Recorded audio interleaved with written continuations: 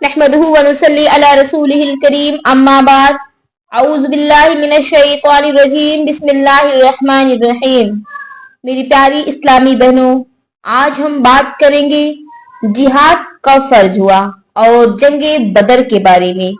حضرت امام الانبیاء محمد مصطفیٰ صلی اللہ علیہ وسلم کو مدینہ میں آئے ہوئے 1 سال گزرا تھا، لیکن مکہ شریف کی اور تمام عرب کے کافر لوگوں نے آپ صلی اللہ علیہ وسلم کو چین سے نہ بیٹھنے دیا۔ اس وقت اللہ تعالیٰ نے آپ کو جہاد کا حکم دیا کہ ان بے ایمان باغیوں سے لڑو اور ان کی بد دماغی کی سزا دو۔ آپ صلی اللہ علیہ وسلم نے جہاد کا حکم سنتے ہی مسلمانوں کو جنگ کا شوق دلایا اور چھوٹی چھوٹی فوج بنا کر دشمنوں سے لڑنے کے لیے بھیجنی شروع کی۔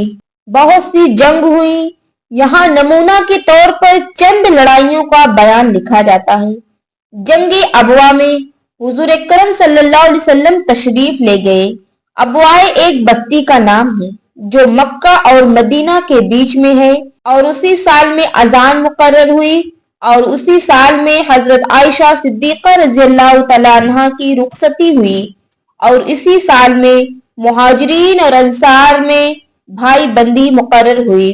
دوسرے سال میں جنگ بدر کا واقعہ اس طرح ہوا کہ ابو جہل 1000 آدمیوں کا لشکر لے کر بدر کے مقام پر آ پہنچا۔ وہ وقت حضور اکرم صلی اللہ علیہ وسلم پر بڑی مشکل کا تھا۔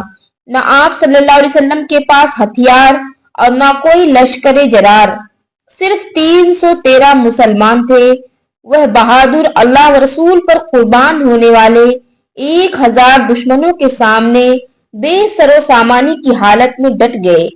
پہلے ہی حملہ میں اللہ تعالیٰ کی مدد ان کے 70 آدمی پکڑ لیے اور تمام کافروں کے سردار ابو جہل کا سر بھی کاٹ ڈالا، اور اللہ تعالیٰ کے حکم سے جبرائیل علیہ السلام بھی 1000 فرشتہ لے کر آپ صلی اللہ علیہ وسلم کی مدد کو آئے، اور بڑی گھمسان کی لڑائی ہوئی۔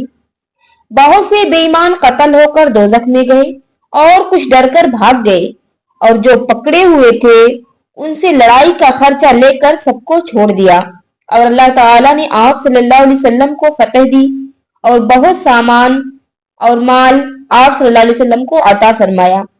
اس جنگ کے بعد اور بھی جنگیں ہوئی، اور اسی سال شعبان کے مہینے میں کعبہ شریف کی طرف نماز میں منہ کرنے کا حکم ہوا، اور اسی سال میں زکوٰۃ فرض ہوئی۔ اس کے پہلے لوگ بیت المقدس کی طرف نماز پڑھتے تھے، اور اسی سال میں زکوٰۃ فرض ہوئی، اور اس کے بعد آخر شعبان میں رمضان کے روزے فرض ہوئے، اور آخر رمضان میں صدقہ فطر مقرر ہوا، اور عیدوں کی نماز اور قربانی مقرر ہو گئی، اور جمعہ کی نماز پہلے ہی سال میں مقرر ہو گئی تھی۔ اور اسی سال میں بدر کی لڑائی کے بعد آپ صلی اللہ علیہ وسلم کی صاحبزادی حضرت رقیہ رضی اللہ تعالیٰ عنہ کی وفات ہوئی، اور آپ صلی اللہ علیہ وسلم نے ان کی وفات کے بعد حضرت ام کلثوم دوسری صاحبزادی کا نکاح حضرت عثمان سے کر دیا۔ اسی وجہ سے حضرت عثمان رضی اللہ تعالیٰ عنہ کو ذی النورین کہتے ہیں۔ اور اسی سال جنگ بدر کے بعد حضرت فاطمہ رضی اللہ تعالیٰ عنہ کا نکاح ہوا۔ ہجرت کے تیسرے سال بھی بہت سی جنگیں ہوئیں، اور آپ صلی اللہ علیہ وسلم کی فتح ہوتی رہی۔ جنگ بدر کے ختم ہونے پر آپ صلی اللہ علیہ وسلم نے پوچھا کہ ابو جہل زندہ ہے یا مر گیا، اور حضرت عبداللہ بن مسعود کو میدان جنگ میں بھیجا کہ خبر لاؤ۔ انہوں نے جا کر دیکھا کہ مردود زخموں سے چور ہے اور پڑا ہوا ہائے ہائے کر رہا ہے۔ حضرت عبداللہ اس کی چھاتی پر چڑھ بیٹھے۔ اس نے بڑی اکڑ میں کہا، اے بکریاں چرانے والے، تو بڑی اونچی جگہ چڑھ کر بیٹھا ہے۔ انہوں نے جواب دیا کہ اے اللہ اور رسول کے دشمن، تو بتلا کہ آج تیری سرداری اور بڑائی کہاں ہے اور فتح کس کی ہوئی؟ اے بے ایمان، آنکھ کھول اور دیکھ کہ تو اور تیرے ساتھی کیسے ذلیل ہوئے ہیں۔ اس نے کہا کہ میاں، جو کچھ ہونا تھا ہو چکا، اب جو تیرا کام ہے کر، مگر یہ ضرور کرنا کہ میرا سر کندھوں کی جڑ میں سے کاٹنا، کہ دیکھنے والے کہیں کہ یہ سر تو بڑے نامودار سردار کا ہے۔ پھر حضرت عبداللہ نے اس کا سر کاٹا اور آپ صلی اللہ علیہ وسلم کے سامنے لا کر ڈال دیا، آپ صلی اللہ علیہ وسلم بہت خوش ہوئے اور بارگاہ الہی میں شکر کا سجدہ ادا کیا۔ اس کی تلوار بڑی قیمتی تھی، وہ آپ نے ان کو دے دی اور ارشاد فرمایا کہ ابو جہل میری امت کا فرعون تھا۔ میری پیاری ماؤں اور بہنوں، یہ جاننا چاہیے کہ جیسے ہمارے نبی کریم صلی اللہ علیہ وسلم تمام نبیوں کے سردار تھے، ویسے ہی ابو جہل بھی تمام کافر لوگوں کا سردار تھا، آپ کا بڑا بھاری دشمن تھا۔ فرعون کی طرح جب تک اس کے دم میں دم رہا، آپ کی مخالفت میں سرگرم رہا، بلکہ ابو جہل سرداری اور بڑائی میں فرعون سے بڑھ گیا تھا، کیونکہ فرعون نے مرنے کے وقت عذاب کو دیکھ کر کہا تھا کہ میں ایمان لاتا ہوں، مگر وہ وقت ایمان کے قبول ہونے کا نہیں تھا، اور اس امت کے فرعون ابو جہل نے مرنے کے وقت بھی سرداری اور بڑائی جتائی اور ساری دنیا کی سرداری اور بڑائی لے کر مرا اور دوزخی ہوا۔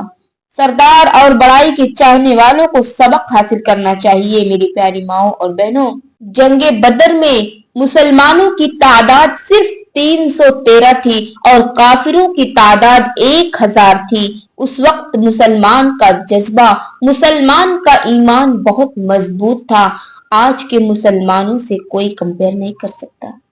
آج کے مسلمان صرف نام کے مسلمان ہیں، ناموں سے پتہ چلتا ہے کہ ہاں یہ مسلمان ہے، اس کے کوئی کام مسلمانوں جیسے نہیں ہیں۔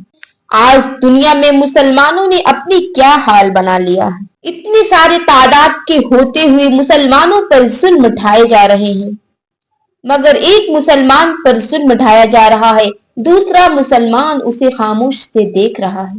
کیا جواب دو گے میری ماؤں اور بہنوں، میرے بھائیوں، کیا جواب دو گے قیامت کے دن جب غازہ والے ہمارا گریبان پکڑیں گے، جب غازہ والے اللہ رب العزت سے ہماری شکایت کریں گے، ہم کیا جواب دیں گے؟ آج ہمارا ایمان اتنا کمزور ہے کہ ہم اپنی دنیا میں، اپنی زندگی میں مگن ہیں۔ ہم بھول بیٹھے ہیں، ہم یہ بات بھول بیٹھے ہیں کہ اللہ کے نبی نے فرمایا تھا ایک مسلمان کا دوسرے مسلمان پہ حق ہے۔ اللہ تعالی ہم تمام مسلمانوں کی غیرت کو جگا دے اور ہمیں آواز اٹھانے کی توفیق عطا فرمائے۔ آمین ثم آمین، وما علینا الا البلاغ المبین۔